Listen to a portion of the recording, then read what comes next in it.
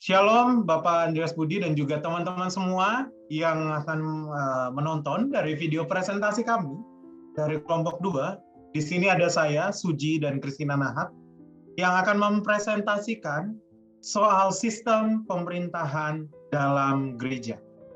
Jadi kelompok kami akan membahas sistem pemerintahan dalam gereja.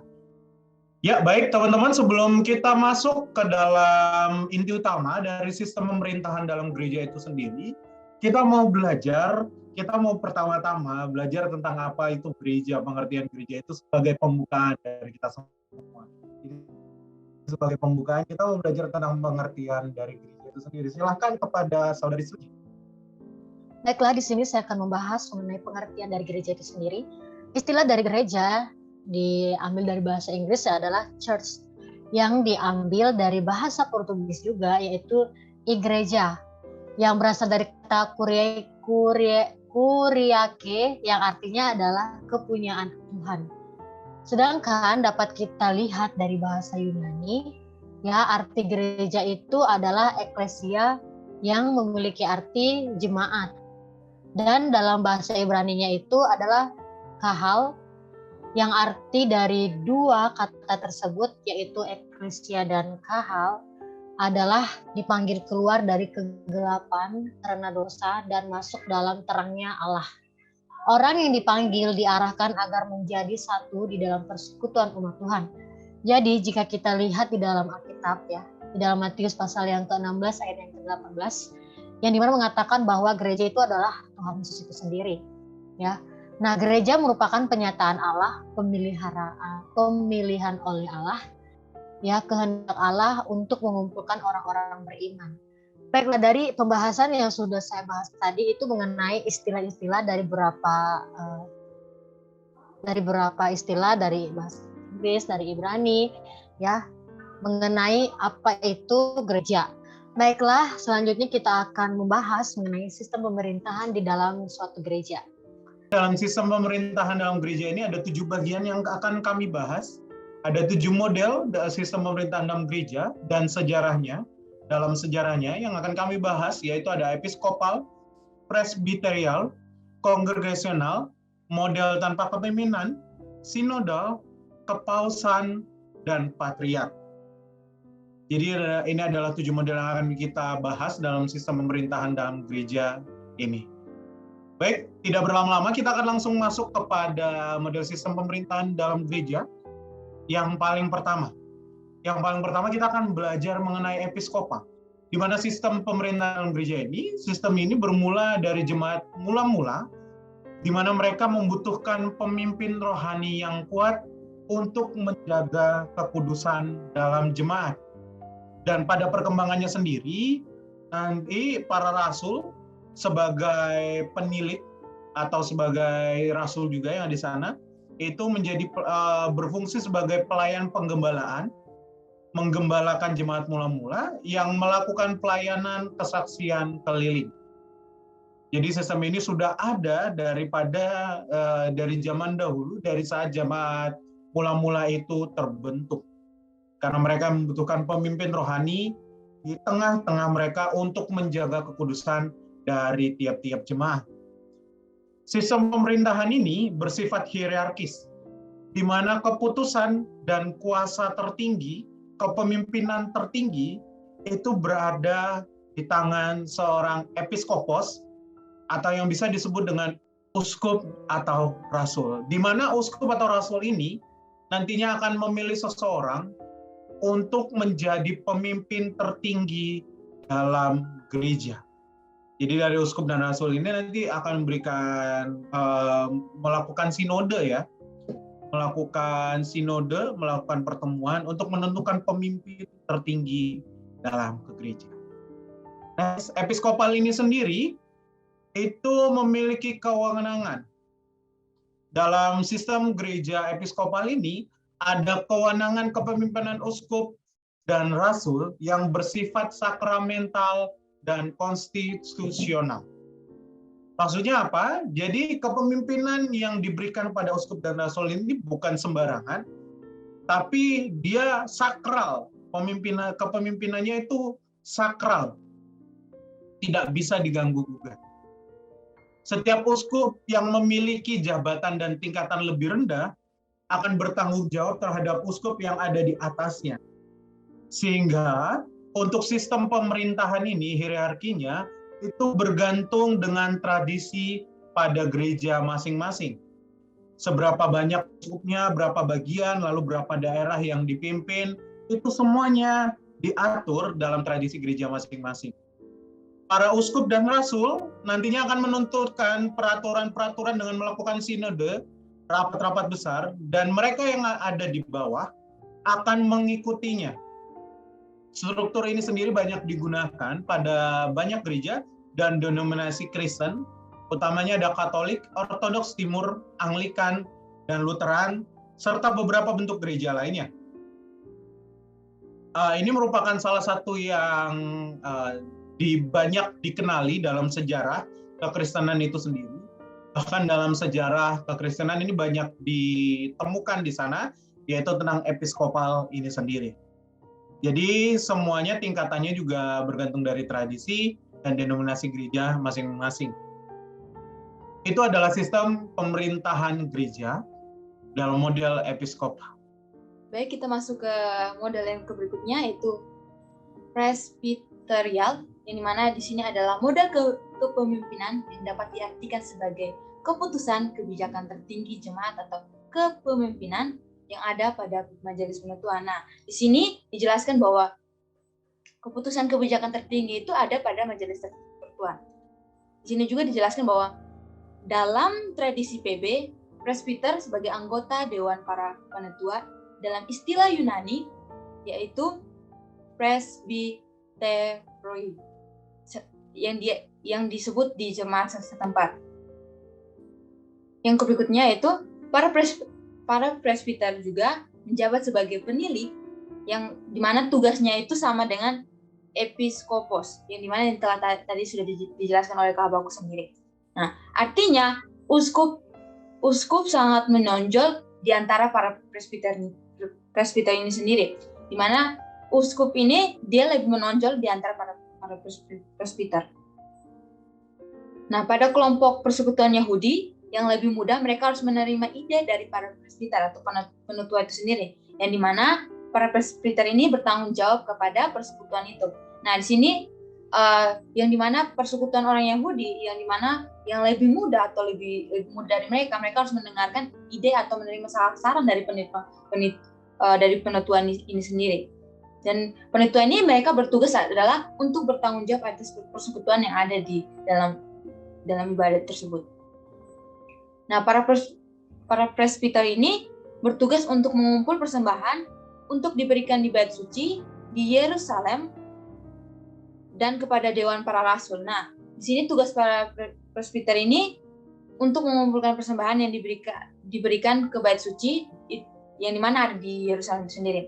Nah, selanjutnya itu adalah Ignatius dari Antioquia, di mana pada tahun 110 Masehi kemudian membedakan secara jelas tiga jenjang jabatan, yakni uskup, iman yang dimana ada presbiter atau ketua, yang berikutnya ada diakon, di mana kita bisa lihat di dalam gereja-gereja yang ada saat ini.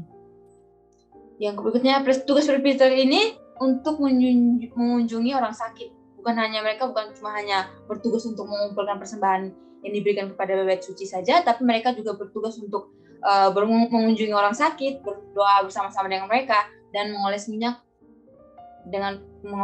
minyak untuk mereka juga, untuk orang-orang sakit tersebut. Di sini menurut John Calvin, di dalam gereja ada 4 jabatan yaitu gembala atau pendeta disebut pastor, pengajar disebut doktor, penutua disebut presbiter, dan syamas atau diaken disebut diakon. Pejabat penting dalam pemerintahan presbiter ini terletak pada penutua itu sendiri. Nah, pejabat paling tertinggi yaitu terletak pada presbiter itu sendiri atau penutua. Para penutua dipilih oleh anggota jemaat dalam satu periode tertentu, diatur dalam suatu peraturan gerejawi. Nah, di sini para penutua ini dipilih oleh anggota jemaat yang dimana mereka punya periode, misalnya dalam periode 1 tahun itu ditentukan oleh gereja, dimana mengikuti peraturan yang ada di gereja itu sendiri. Oke, untuk selanjutnya ada sistem pemerintahan gereja dengan model kongregasional. Pendiri dari sistem model pemerintahan gereja kongregasional ini adalah Robert Brown, di mana ini ditemukan, di mana Robert Brown ini lahir tahun 1550 dan meninggal tahun 1633. Dan muncul pertama kali jenis kongregasional ini dalam suatu perkumpulan di Skotlandia. Sistem pemerintahan dalam gereja kongregasional ini merupakan sistem pemerintahan gereja yang dimana lebih ditekankan dalam peran setiap anggota jemaat sehingga menjadikan jemaat lokal sebagai pemimpin tertinggi, sebagai pimpinan tertinggi. Sehingga bisa dikatakan bahwa setiap jemaat lokal berdiri bebas dan mengatur dirinya sendiri. Yang artinya apa? Yang artinya gereja lokal mengatur dirinya sendiri, mengatur gerejanya sendiri. Dan segala keputusan yang dilakukan di dalam gereja tidak membutuhkan pengesahan dan ataupun persetujuan dari pihak manapun di luar gereja lokal. Sehingga gereja dalam bentuk ini tidak berkaitan dengan apa yang ada di luarnya. Sehingga apa yang ada di luar gereja lokal tidak bisa mempengaruhi apa yang telah diatur dan dibuat oleh gereja lokal itu sendiri. Itu adalah sistem pemerintahan gereja dalam bentuk kongregasional. Dan sistem pemerintahan gereja ini hanya ada satu otoritas. Sistem ini memiliki satu otoritas di mana Kristus dan kitab suci menjadi otoritas utama dan satu-satunya. Lalu para pejabat gereja itu tidak memiliki otoritas. Kenapa? Karena para pejabat gereja itu tidak memerintah, melainkan hanya melayani. Hanya Kristus saja dan kitab suci yang menjadi pemerintahan, yang memimpin pemerintahan dalam sistem pemerintahan gereja dalam bentuk kongregasional ini. Dasar Alkitab dari sistem ini ada di mana Yesus mengecam para muridnya yang berusaha untuk menanyakan siapakah yang paling tertinggi dari antara para murid. Dikatakan bahwa di sana mereka menanyakan kedudukan yang lebih tinggi di atas sesama saudaranya. Hal ini yang pastinya ditolak oleh Tuhan Yesus bahwa tidak ada yang lebih tinggi, semuanya sama. Dan dalam Lukas 22 ayat 25 sampai 27 di sana juga menjelaskan di mana seorang pemimpin itu adalah seorang hamba, adalah mereka yang melayani dari semuanya. Dia adalah seorang hamba dari semuanya. Itulah yang menjadi dasar dari sistem pemerintahan gereja kongregasional dalam model kongregasional. Baik, kita masuk ke model selanjutnya, yaitu model tanpa kepemimpinan. Nah, di sini model tanpa kepemimpinan gereja adalah model tanpa pemerintahan. Nah, yang dalam bahasa Inggrisnya itulah non-government, yang mana di sini tidak ada namanya pemerintahan yang disusun dari pendeta, pastor ataupun hal lain sebagainya. Nah, aliran Plymouth Brethren ini menolak penting struktur kepemimpinan atau kepemerintahan di dalam gereja. Menurut mereka, kepemimpinan jemaat cukup dengan refleksi batin manusia dari karunia Roh Kudus. Di sini mereka menolak kepemimpinan gereja, yang mana mereka cuma percaya bahwa adanya refleksi batin manusia dengan karunia dari Roh Kudus itu sendiri. Jadi mereka tidak perlu adanya pemerintahan atau kepemimpinan di dalam sebuah persekutuan itu sendiri. Nah, jemaat Plymouth Brethren ini sebagai penganut sistem ini, mereka menolak konsep gereja yang kelihatan, visible cross, yang dimana gereja yang kelihatan. Nah, menurut mereka bahwa gereja eksis di dunia ini terutama hanya dalam bentuk gereja yang tidak kelihatan atau yang disebut invisible Christ yang dibentuk dalam komunitas orang-orang percaya. Nah, bagi kelompok ini tidak ada kebutuhan akan suatu bentuk organisasi, termasuk bentuk pejabat khusus dalam gereja. Nah, di sini dalam organisasi ini mereka tidak butuhkan, mereka menolak konsep yang mana adanya organisasi atau disebut dengan gereja yang kelihatan. Gimana gereja yang kelihatan disebutnya yang ini adalah gedungnya, terus organisasi yang terlibat dalam gereja tersebut. Tapi mereka lebih percaya kepada gereja yang tidak kelihatan, dimana dengan iman dan kepercayaan mereka sendiri. Nah, kelompok ini menganggap bahwa sensitivitas Roh Kudus merupakan unsur identitas dalam jemaat. Menurut mereka, isu utama dalam hal ini adalah bagaimana menghargai Alkitab sebagai komunikasi dengan Roh Kudus yang menuntut kepada kehidupan. Nah, di sini dalam kelompok ini menganggap bahwa unsur identitas jemaat itu adalah pada pedalaman bagaimana mereka menghargai Alkitab itu sendiri, di mana mereka hidup dalam berkomunikasi dengan Roh Kudus dan di mana dapat menuntun kepada kehidupan mereka sendiri. Nah, ini merupakan model sistem dalam pemerintahan, model tanpa kepemimpinan. Baiklah, selanjutnya saya akan membahas mengenai sistem pemerintahan dalam gereja, yaitu sinodal. Kata sinodal ini berasal dari istilah Yunani, yaitu sun, yang artinya bersama-sama, dan hodos, yang artinya jalan, yang dimana jika disatukan antara istilah ini, sun dan hodos ini, yaitu memiliki arti berjalan bersama-sama. Nah, di dalam gereja Katolik ini, persekutuan atau persaudaraan sinodal berarti berjalan bersama-sama sebagai saudara-saudara seiman, sebagai umat Allah, menuntut hubungan erat dan wajar di antara anggota-anggota hierarki atau klerus dan umat beriman pada tingkat keuskupan. Nah, jadi sinodal itu memiliki arti yaitu berjalan bersama-sama dalam suatu persekutuan dan persaudaraan di dalam membangun suatu umat, yaitu seiman dan sebagai umat Allah dalam membangun hubungan yang erat. Kemudian di dalam gereja Protestan sinode diadakan sebanyak mungkin agar apa? Agar dapat bersama-sama menentukan arah perkembangan jemaat yang bersangkutan. Nah, jadi sinodal ini juga diterapkan dalam gereja Protestan, yang dimana untuk menentukan arah perkembangan jemaat ke depannya itu seperti apa. Nah, dengan adanya kerjasama antara jemaat dengan gereja yang berlangsung dalam suatu sinode pada tingkat yang berbeda disebut konsiliarisme.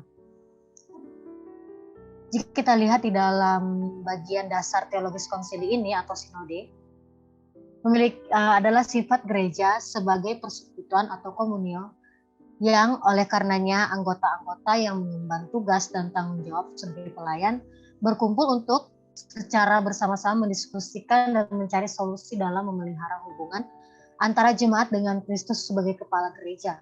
Nah, jadi sinodal ini atau sinode ini ya bersifat untuk membangun suatu persekutuan yang dimana di dalam persekutuan itu terdapat anggota-anggota yang bertugas untuk membahas mengenai kepemimpinan selanjutnya, ya, yang bertugas dan bertanggung jawab sebagai pelayan-pelayan untuk agar memelihara hubungan antara jemaat dengan Kristus, yang dimana sebagai kepala gereja. Nah, kita tahu bahwa sinode ini tujuannya itu adalah untuk mempersatukan dari berbagai-bagai gereja, dan adanya sinode ini dapat mengambil keputusan bersama di dalam seluruh gereja. Jadi tujuannya itu sangat jelas teman-teman semua, dan ini bisa memberikan suatu pengajaran buat kita agar kita mengetahui bahwa sinode ini memiliki tujuan yang benar-benar bermanfaat bagi gereja. Baiklah, selanjutnya saya akan membahas mengenai kepausan. Nah, paus ini adalah sistem pemerintahan atau kepemimpinan gereja Roma Katolik RK, yang dimana dimulai dari abad mula-mula hingga saat ini, hingga sekarang. Nah, dalam kepemimpinan di gereja Roma Katolik ini, Paus disebut sebagai papal atau dikenal sebagai papal. Nah, Paus ini adalah pemimpin spiritual paling prinsip dan kuasa pastoral yang paling tinggi di dalam gereja Roma Katolik. Nah, jadi kita juga tahu sekarang kan bahwa Paus lah pemimpin paling tertinggi di dalam kepemimpinan di gereja Katolik. Kemudian sebutan paling klasik bagi Paus berasal dari bahasa Belanda atau dari kata Itali yang memiliki arti yaitu papa, yang berarti sebagai bapa. Nah, Paus ini juga dikatakan sebagai wakilnya Allah atau wakilnya Yesus Kristus. Baiklah, yang selanjutnya adalah ketika Paus dianggap sebagai bapa rohani seluruh jemaat di dalam Roma Katolik, maka ia disebut juga sebagai Santo Padre atau Bapa Suci yang dikaitkan dengan gelar. Nah, gelar lain disebut juga dengan Abdi para Abdi Allah, juga disebut sebagai Imam Agung, di mana dalam gereja RK ini atau Roma Katolik ini semua gelar ini harus merujuk pada, bisa teman-teman lihat di dalam Matius pasal yang ke-23 ayat yang ke-8 sampai yang ke-12. Nah, bagi orang Katolik ini gelar Paus menunjukkan keunikan kekuasaan dan tanggung jawab dari jawaban ini. Nah, jadi gelar Paus ini sangat merujuk kepada kekuasaan dan tanggung jawabnya. Nah, di sini juga mengajarkan bahwa ketika Paus memberikan keputusan kepada anggota-anggotanya, ya, Paus tidak bisa diganggu gugat. Kenapa? Karena dia itu diwajibkan untuk bertanggung jawab atas apa yang sudah dikerjakannya dengan setiap tindakan yang dia ambil kepada Kristus sebagai kepala gereja satu-satunya. Jadi ketika ada suatu rapat ataupun suatu persekutuan, mereka boleh memberikan masukan, tapi keputusan Paus itu tidak bisa diganggu gugat dan Paus tidak boleh diadili oleh kuasa apapun yang ada di dunia ini atau kepemimpinan apapun yang di dunia ini. Karena dia harus bertanggung jawab dengan setiap tindakan atau tanggung jawabnya kepada Tuhan Yesus, yang dimana sebagai kepala gereja satu-satunya. Nah, kepausan adalah lembaga terbesar dari semua tradisi Barat yang tidak hanya bagi gereja tetapi juga bagi negara. Jadi Paus ini kita juga bisa lihat ya teman-teman bahwa gereja Katolik ini sangat banyak di luar negeri sana juga, bukan hanya di dalam negeri tapi di luar negeri juga, dan dimanapun ya. Paus ini adalah jabatan yang mempunyai wilayah kebudayaan, sosial, dan politik. Sebagai jabatan dalam gereja mula-mula, Paus tidak sama dengan Paus masa sekarang. Ya pastinya setiap perkembangan zaman pasti ada perubahan-perubahan yang signifikan ya teman-teman. Karena nggak mungkin ketika kepemimpinan dari gereja mula-mula ya, sampai sekarang di bawah kita juga bisa lihat sekarang udah modern banget gitu. Suatu kepemimpinan atau suatu tata caranya di dalam suatu gereja itu. Nah, Paus tidak sama dengan Paus masa sekarang. Dalam perkembangan gagasan tentang kepausan terjadi secara lambat laun bersamaan dengan pertambahan abad demi abadnya. Nah, di mana tadi saya ingin tambahkan sedikit bahwa dengan adanya kepausan ini ya bertujuan untuk membina persatuan semua gereja dalam imam yang sama untuk memajukan kesejahteraan rohani gereja seluruhnya, dan setiap gereja memajukan kesejahteraan rohani gereja dan setiap gereja bersama-sama. Nah, jadi kepausan ini juga tidak hanya di dalam suatu komunitas itu saja, tapi mereka juga membangun komunitas lain dan mereka juga saling melengkapi dan saling membina agar ada persatuan di dalam suatu gereja tersebut. Nah, selanjutnya saya akan membahas mengenai patriark. Istilah kata patriark digunakan oleh Bapak leluhur dalam kitab Perjanjian Lama bisa kita juga teman-teman udah tahu ya, tokoh Alkitab yang bernama Abraham, Ishak dan Yakub serta ke-12 anak Yakub. Di dalam gereja timur, istilah ini merupakan gelar untuk 5 pusat utama kekristenan pertama, yaitu di Roma, di Alexandria, di Antioquia, di Yerusalem dan Konstantinopel. Jadi istilah patriark ini lebih banyak digunakan di lima pusat utama kekristenan itu, yaitu di Roma tadi, di Alexandria, Antioquia, dan Yerusalem dan Konstantinopel. Nah, pada saat itu patriark berhak mengangkat seorang batrik atau disebut dengan imam, yang dimana batrik diangkat untuk mempunyai wewenang atas gereja dan sipil di wilayah provinsi pelayanannya. Nah, jadi di sini tuh mereka mengangkat seorang batrik atau imam untuk memimpin gereja dan sipil di wilayah provinsi pelayanan mereka agar ya berjalan dengan baik komunitas yang ada di dalam gereja tersebut. Nah, seorang batrik ini atau imam ini dapat disebut sebagai metropolitan. Nah, gereja merupakan satu kesatuan yang kokoh yang sedang berusaha untuk berjuang mengikuti pola imam dan ajaran Yesus Kristus yang kemudian diteruskan oleh para rasul. Nah, teman-teman, kita tahu bahwa banyak banget ya sistem pemerintahan di dalam gereja. Tapi memang tujuannya itu hanya satu, fokusnya itu hanya satu, yaitu berjuang untuk mengikuti pola imam dan ajaran Yesus Kristus.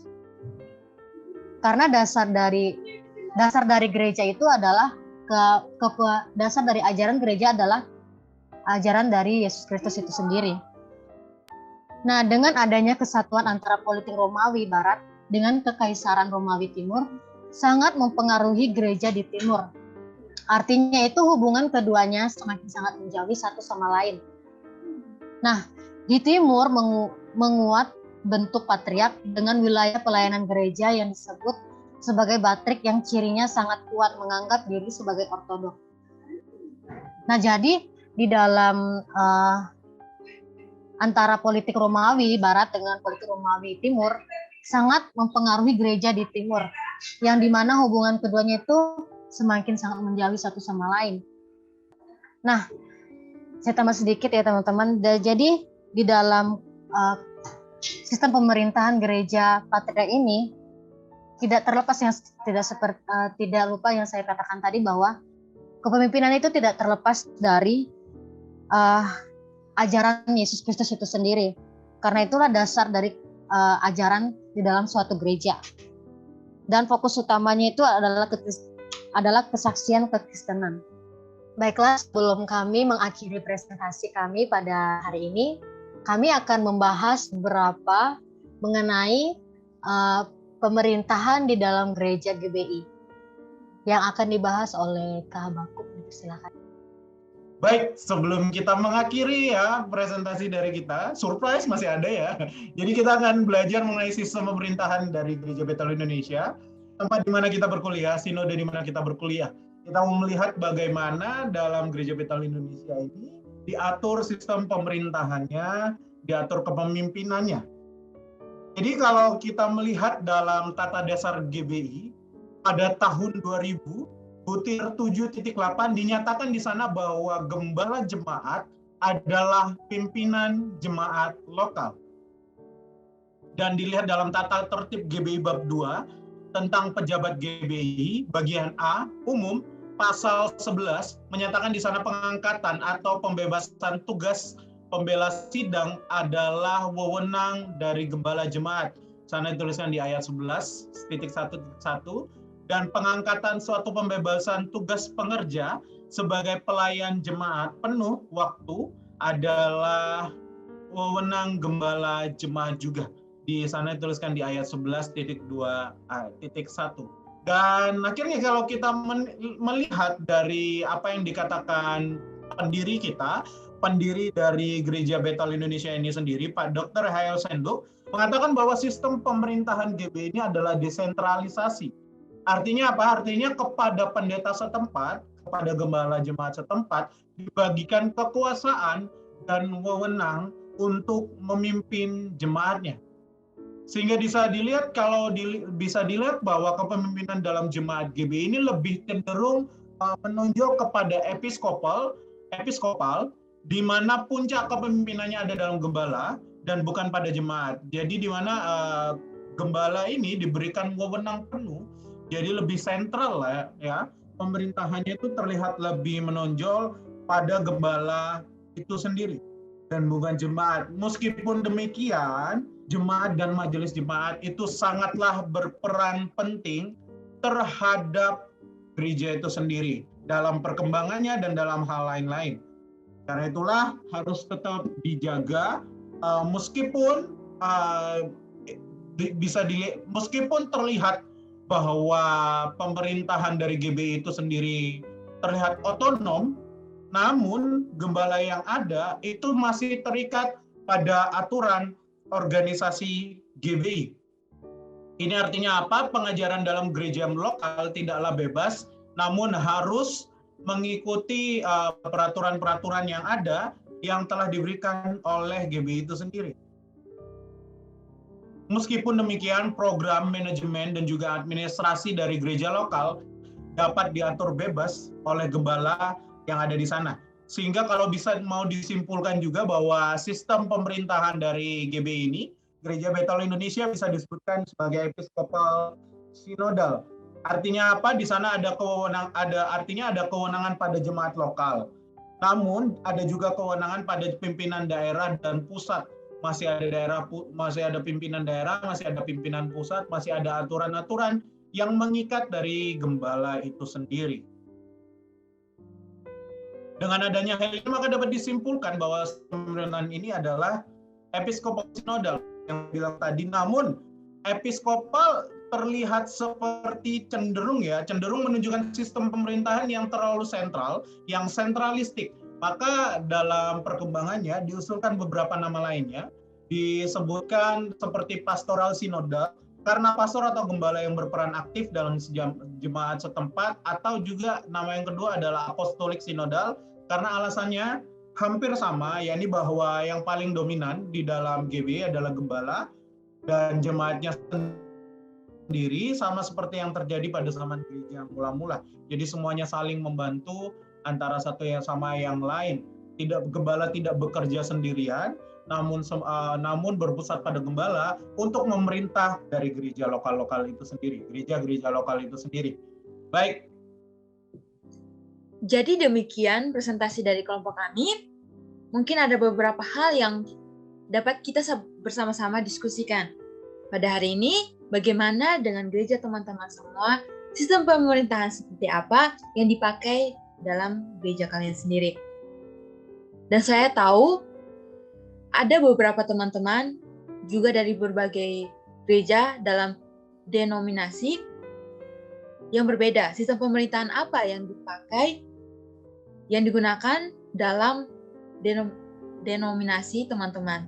Sekali lagi terima kasih atas perhatiannya. Tuhan Yesus memberkati kita semua.